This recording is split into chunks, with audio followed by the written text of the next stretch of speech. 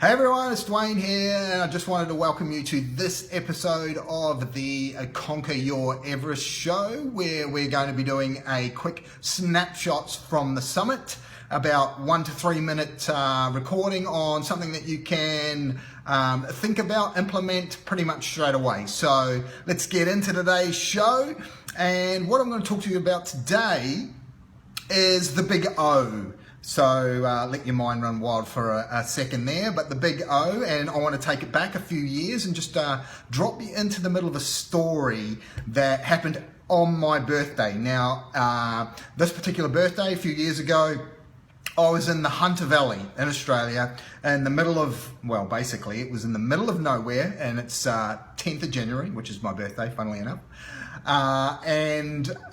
So there's very little mobile kind of reception, because you're like in the middle of nowhere basically, and I was there for it was about a 10-day seminar, and you're pretty much cut off from the rest of the world. Beautiful place, but yeah, it can be extremely hot.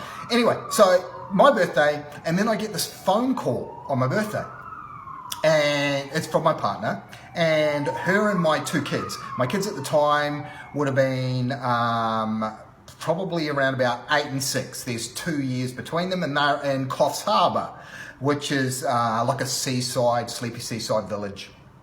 And they're staying down there for the week at Coffs Harbour. And so I get the phone call that my youngest son is in hospital. I'm like, what the hell? What's he done now? And so apparently what he had done is he was on his little scooter, and he scooted behind this car that was backing down from a reasonably steep driveway, and the person in the car couldn't see out behind, and Ethan kind of scoots behind the car and gets hit by the car, only, a little bit of scrapes and bruises and stuff like that. But yeah, he gets run over by the car. And of course my other son is sitting there, and he sees what's going to go on, right? So he's looking, he sees the car backing back, he sees Ethan like racing on a scooter behind the car, and he yells out, "Hey Ethan, stop, stop, stop." And Ethan keeps going and gets hit by the car. Okay, so he's in hospital, and so I'm talking to him in hospital, and he's totally fine. Just no breaks, just a couple of bruises, bit of a gash when I say, like a graze on the head, some grazes on the knees and stuff like that.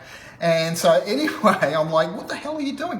Why didn't you see the car? He says, because like my friends were over on the other side of the other side of the resort, and they were going to be playing like touch football on the big rugby field that they have over there. And so I was going over there to play touch football with them. And so that was solely what I was focused on, just like on my scooter, racing across the ground to go over and play touch football. And so I didn't see the car. And of course my other son, who a couple of years older, a couple of years wiser, sees the car, tells him to stop. Ethan's not listening, as you don't, and away he goes. And so he gets hit by the car.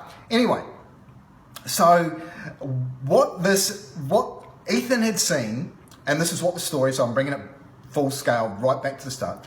What Ethan had seen is what I talked about as the Big O. He had seen the opportunity, right? So all he was focused on was the opportunity of across the other side of the resort on the big rugby field was to go and play touch football on a full-size rugby field. And of course my other son, Keyshawn, what he was focused on was the other Big O, the obstacle.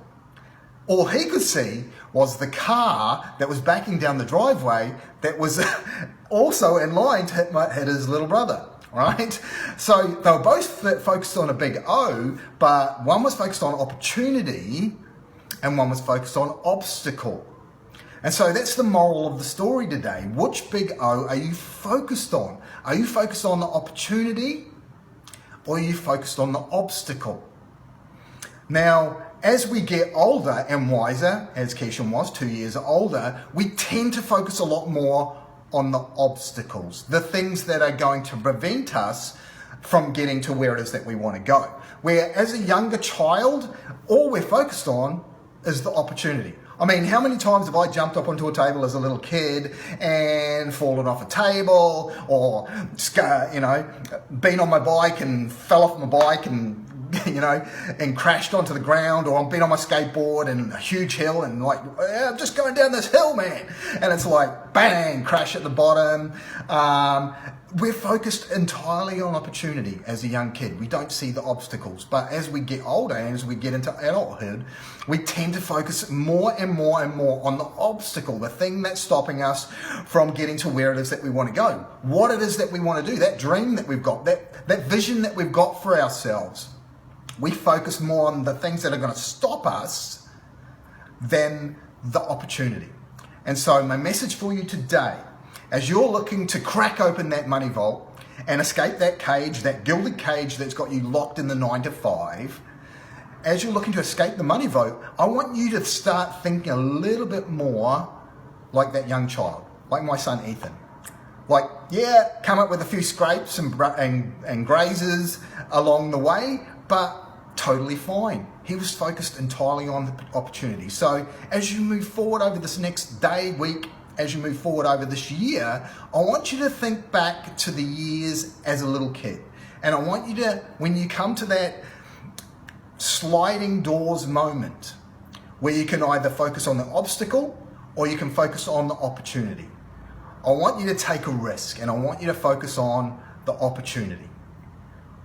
Because the worst thing that can happen is a couple of scrapes, a couple of grazes.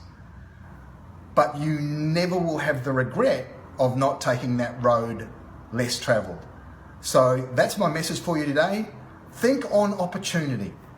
Concentrate on making decisions and go, hey, let's forget about the obstacles for a minute. Let's just take the opportunity that's sitting in front of us. So hope you enjoyed this. If you did, comment below. Love to hear your thoughts on some of the scrapes and grazes that you've had as a kid, or some of the opportunities that you've kind of let go because you were focused on the obstacle. Until the next episode of Snapshots from the Summit, this is Dwayne Cunningham signing off from all the team here at Conquer Your Everest.